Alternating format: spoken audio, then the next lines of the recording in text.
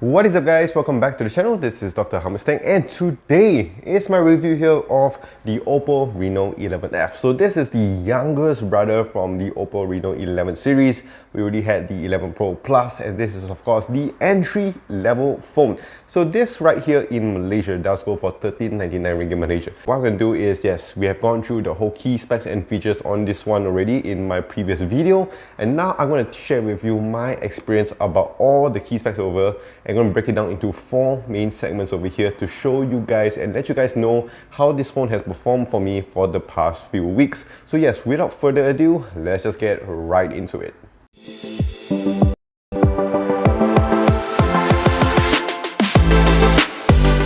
Alright, so the first thing that I do want to talk about here is of course the holding experience. So this will cover the build, the design, just basically how the phone feels in your hand. And for this price point, I can say is that it feels really good. That's what she said. So first thing first here, I'll talk about is the weight of this phone. So it's not too heavy, definitely, but it's not too light either. Yes, it does give you that kind of a cheap feeling when you're holding this phone, because sometimes with most of the premium phones, you will have a heavy material on your hand. But this one here is a little bit more lightweight. Some people might like this because it's easier to put in your pocket or whatsoever. In terms of the size of this, it's actually really nice because you have a large display, which I am going to talk about in the next segment. But overall, it's a really good big phone, and the button layout as well is actually very easy to reach. And talking about the button layouts over here, I want to talk about the sides of this phone. So when we talk about the sides here, we do have a squared sides all around this phone, and I really like this kind of premium look on it because it does give you a more of an iPhone feel at the end of the day, which is something I really do like. It also feels very comfortable in hand. I know some people do prefer the curve on the sides on the back here, but this one I would say isn't too bad. And the fact that they have actually put all the buttons on one side, on the right side of this phone, and left the other side empty over here is really nice because you can actually prop up your phone as like an individual stand without using a external stand or a third-party stand. You can actually put your phone like this on a vertical surface and a flat surface, and you can actually watch your shows or listen to some music or whatsoever. So that's something I really do like. Of course, if you talk about the bezels and all the things on the side there, it isn't too distracting when you're going through social media or whatsoever, so I really like it. And of course, if we talk about the camera layout here as well, it's really nice, very subtle, very slim as well, so you're not going to get that bulgy camera design on the back, and I really like it here. It's very clean, very simple, and of course you have your triple camera setup. And of course, if we talk about the color here, I really like this ocean blue. Yes, at this price point you might want a more premium minimalistic look, but I really like to have that more crazy, more unique look that we have here. So this is the ocean blue. I really like it because if you're just on direct sunlight or in direct light and you're just trying to move it around, you can see the kind of wavy effect, and that's actually really cool for me. So yeah, so for this, I would say the holding experience I want to give on this is a good 7.5 out of 10. Alright, so next up here we're going to talk about is the viewing experience. So this will cover the display, the speakers, and also the haptics on this phone.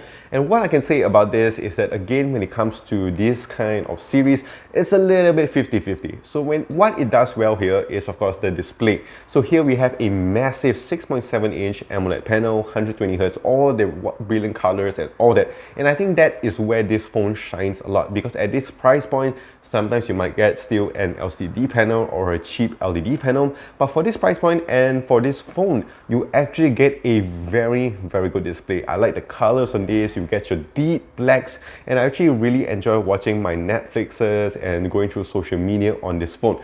Like I mentioned before, it does come in with a massive display over here, so you're not going to be too squinching your eyes on watching your content and using this phone on a daily basis. Reading your emails, reading your messages has been really nice on this phone. So that's one thing they have done here really well. And as well, when we talk about the brightness here, it isn't too bad. Here in sunny Malaysia, it still does give me very good brightness. Of course, sometimes it may get a little bit difficult to read certain things, but overall the brightness on this phone is actually really good.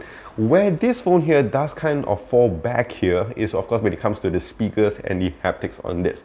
So when it comes to the haptics, first I want to talk about here, it does give you strong haptics, but it does give you that kind of a cheap feeling haptics on this. What I mean by this is that it doesn't give you that subtle approach when you're going through your games or whatsoever, or you're having that keypad touch. So most of the time I would just turn it off off anyway, so that's one thing to consider about this. Of course, if you're a heavy gamer, you want that nice subtle approach, you're not going to get it here, but overall it's still pretty decent. Of course, the next thing here that is the main thing when you're watching shows is of course the speakers.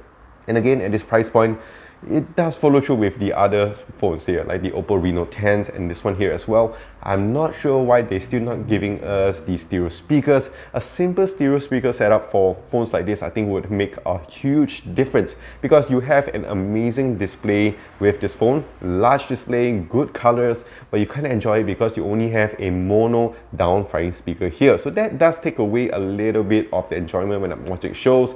I did wish, again, when it comes to phones at this price point, they would just give us your stereo speaker, because there isn't much to it. You can just turn on the software side of things and you have the stereo speaker set up, and it will add so much more value for this phone. But other than that, the downrange speaker is actually pretty decent. It does get pretty loud and it gets very, very clear. So yes, overall for this, the viewing experience I would give on this is a good 7 out of 10.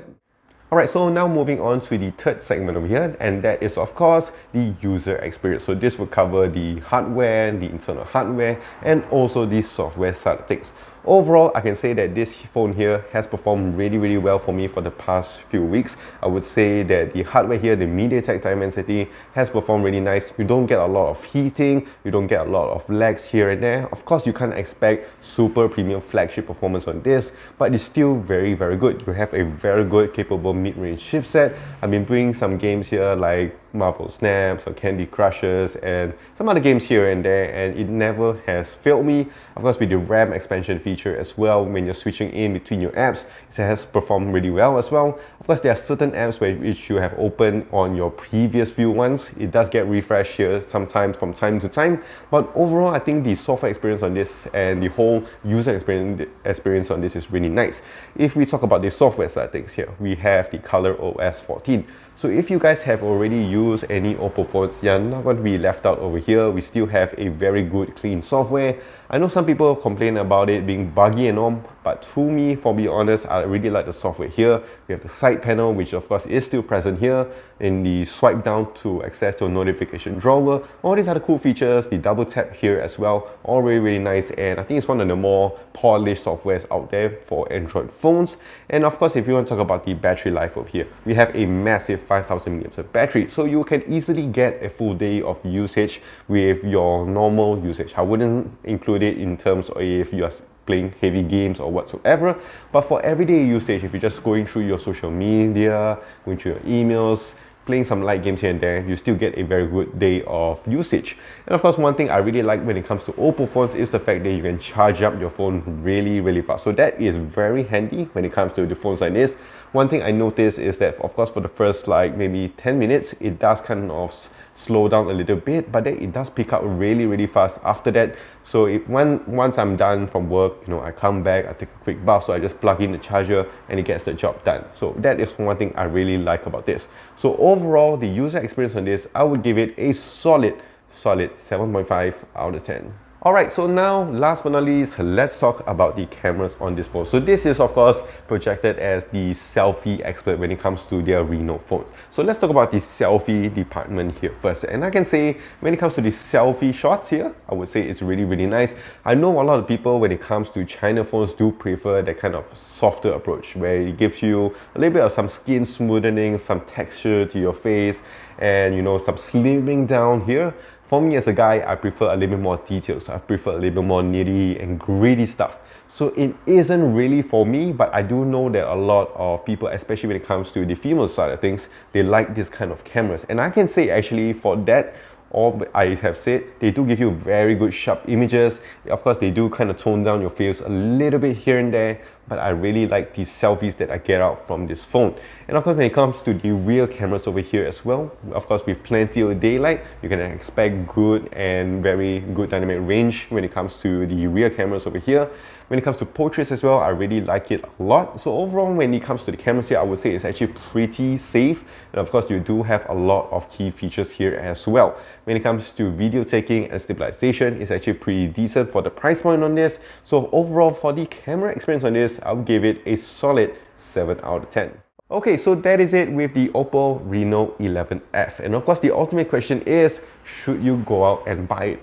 For me, to be honest, at this price point, I may wait a little bit for some sale to get it at about, maybe, I think it's at about $300. So if you can get it at about the $250 mark, I think that is a really good deal, because you're going to get a very good solid phone, very good stable and mature software. The display on this is really good as well, and of course when it comes to cameras, it's pretty safe for this price point. Of course, there's certain thing that is lacking here, especially when it comes to the speakers, but overall I think this at this price point is a very good choice to pick up. Of course, if you guys want to go for higher, you can go for the Reno 11 Pro or the Pro Plus, but I think this as a start to your OPPO experience is a very good choice. Of course, these are just my thoughts and my opinions. Let me know in the comment section down below what you guys think about this phone, or if you guys have any questions, let me know in the comment section. If you guys enjoyed this video, do click the like and smash the subscribe button down below for more videos like this in the future. Do also follow me on my socials on Twitter, Instagram, Facebook, and also here on YouTube at Dr. Stack, and I'll see you guys in the next one.